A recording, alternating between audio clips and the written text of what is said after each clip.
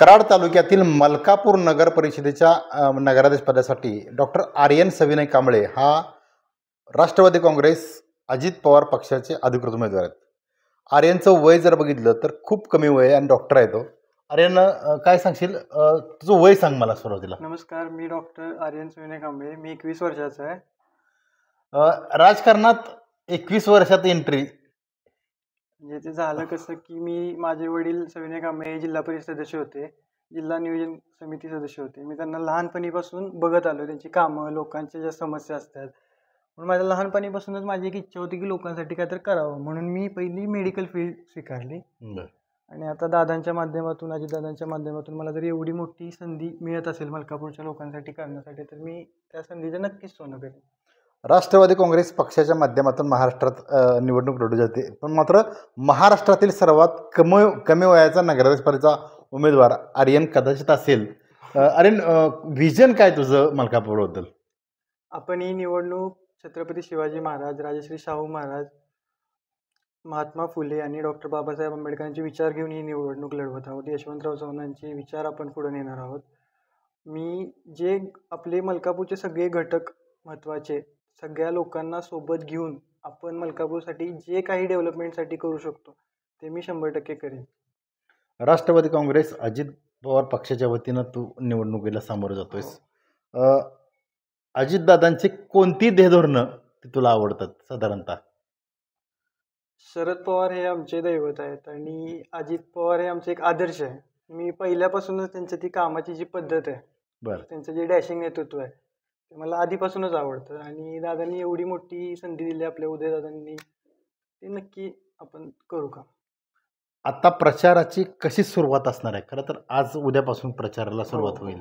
काय नियोजन काय, किंवा तरुण पिढीला बरोबर घेण्यासंदर्भातचं, किंवा कशा पद्धतीनं प्रचाराची यंत्रणा असेल तुझी? मेन म्हणजे आपण सगळ्या तरुण पिढीला जी दादांनी आपल्याला संधी दिली आहे आणि जे आपलं गुडविल आहे, त्यामुळे आपल्याला ही जी संधी मिळाली आहे, एक युवा पिढी राजकारणात आलीच पाहिजे. कारण एक इच्छाशक्ती, नवीन आयडिया किंवा एक ऊर्जा असते काम करण्याची. त्यामुळे सगळ्यांना आपण एकत्र घेऊन कसं जे काही करता येईल ते आपण करू नक्की. तुझ्या समोर भारतीय जनता पार्टीचं आव्हान आहे. हो. कसं आव्हान तू मानतोस? हे आव्हान तर नक्कीच आहे. बरंच जर आपण अजितदादांकडून राष्ट्रवादीकडून लढतोय, आपल्याला संघर्ष हा करावाच लागणार आहे. पण जर प्रत्येक जण जर आपल्या स्वार्थाचं बघायला लागलं तर मग लोकांचा विचार कोण करणार? 100% निवडणूक सोपी गेली असती आपण तिकडं जर असतो, पण शेवटी लोकांचा तरी विचार केलाच पाहिजे आपण कोणीतरी. सो मी हा निर्णय घेतला. खरं तर बहुजनांच्या हितासाठीची लढाई तू आता बोललास की छत्रपती शिवाजी महाराज, डॉक्टर बाबासाहेब आंबेडकर, महात्मा फुले यांचे विचार पुढे घेऊन तू डॉक्टर आहेस.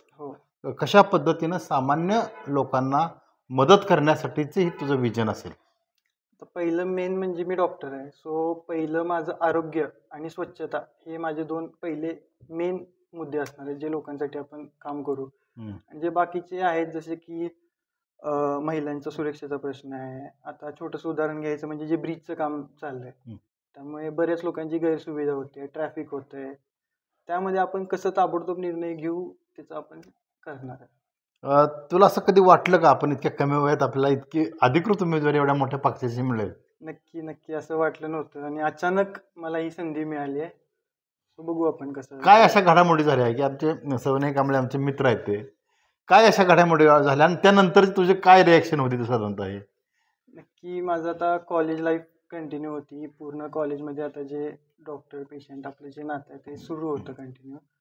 पण जेव्हा वरिष्ठ नेत्यांनी म्हणजे आपले मान्य मंत्री महोदय मकरंद आबा असू दे, खासदार नितीन काका असू दे, तेव्हा ज्यांनी ठरवलं की आपण एक शिक्षित डॉक्टर मुलाला जर मलकापूरला संधी दिली तर ते आपल्याला फायदेशीर ठरेल, किंवा जे चांगलं आपण करू त्या माध्यमातून एक चांगला चेहरा आपल्याला मलकापूरला देता येईल. म्हणून मी पूर्णपणे तयार आहे. आम्ही पूर्ण ताकदीनं आम्ही निवडणूक लढवू, स्ट्रॅटेजीपणे ही निवडणूक लढवू. देशात सुद्धा अशी बरीच उदाहरणं आहेत की ती 18 ते 20 वयात सुद्धा, अगदी रोहित पाटील म्हणायला गेलं तरी ते मोठे, खरं तर त्यांनी विधानसभा लढवली. तू कोणाला आयडॉल कोणाला मानतोस तू या तरुण राजकारणातला?